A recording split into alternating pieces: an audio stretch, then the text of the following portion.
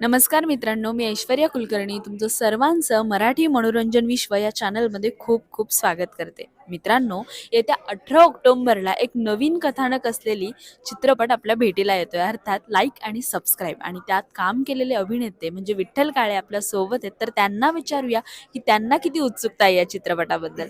नमस्कार, तुमचं खूप खूप स्वागत आहे आमच्या चॅनलमध्ये. कसे आहात? मी मस्त मजेत आहे. किती उत्सुकता आहे? 18 ऑक्टोबरला फिल्म येते तुमची चित्रपटगृहामध्ये. खूप आहे. माझ्या चेहऱ्यावर तुम्हाला कळत असेल की किती उत्सुक आहे मी. कारण की एक चांगली फिल्म येते आहे. ॲज अन ॲक्टर म्हणून माझ्याकडे ही फिल्म आली त्याचा आनंदच आहे. आणि हे मी जे काही काम केलेलं आहे हे ऑडियन्सला बघायला मिळेल. त्यातून कळेल लोकांना की की काय चांगलं, काय वाईट. तर त्याचा रिव्ह्यू ऐकण्यासाठी पण मी खूप उत्सुक आहे. आणि ही जरा वेगळ्या धाटणीची फिल्म आहे. वेगळ्या म्हणजे सगळेच म्हणतात वेगळं आहे, पण हे खरंच वेगळं आहे. आणि एक मर्डर मिस्ट्री आहे. तर ती बघायला, ती सॉल्व्ह करायला आमच्याबरोबर ऑडियन्सलाही खूप आवडेल.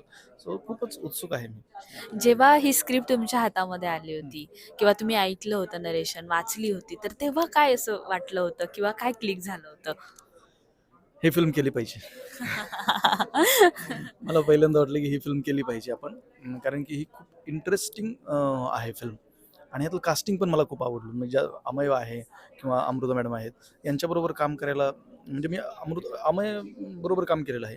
पण अमृताजी बरोबर नव्हतं काम केलेलं. सो मला ती एक असतं ना आपल्याला की अरे यांच्याबरोबर काम केलं असं ते वाटलं की चला आपण आता को ॲक्टर म्हणून त्या आहेत तर ते एक एक्साइटमेंट होती मला. बाकी इतर आणखीन आहे, शिवराज आहे, विराट आहे मडके, यांच्याबरोबर काम करायला मजा आली.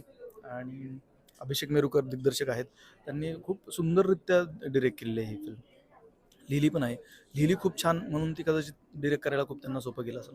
त्यामुळं बेसच खूप छान आहे या फिल्मचा. तुम्ही जसं म्हणालात तसं एक कथानक किंवा एखादी भूमिका आपल्याला काहीतरी नवीन देऊन जात असते प्रत्येक वेळी. म्हणजे आपण जे आहोत त्यापेक्षा ती थोडीशी वेगळी असते किंवा तिचे स्वभाव गुण काहीसे वेगळे असतात.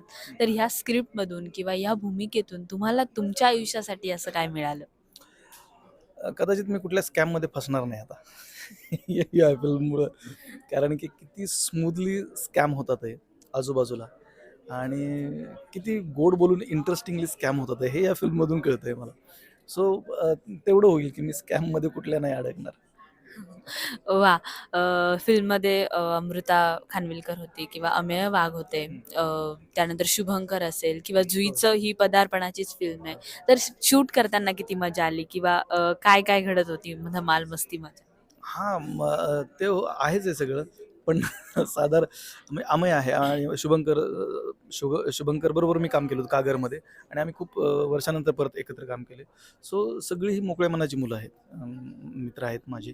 आणि खूप सपोर्टिव्ह आहेत. अमय, शुभंकर, माझे सीन त्यांच्याबरोबर होते. तर अमय बरोबर काम करत असताना खूपच मजा आली. आणि एक पॉझिटिव्हिटी मिळत होती, एनर्जी, की तो चांगलं झालं तर चांगलं झालं असं म्हणायचं. किंवा आता आजही म्हणतो तो चांगलं झालं तर खरं चांगलं झालं. कारण की तो खरंच जास्त बोलतो.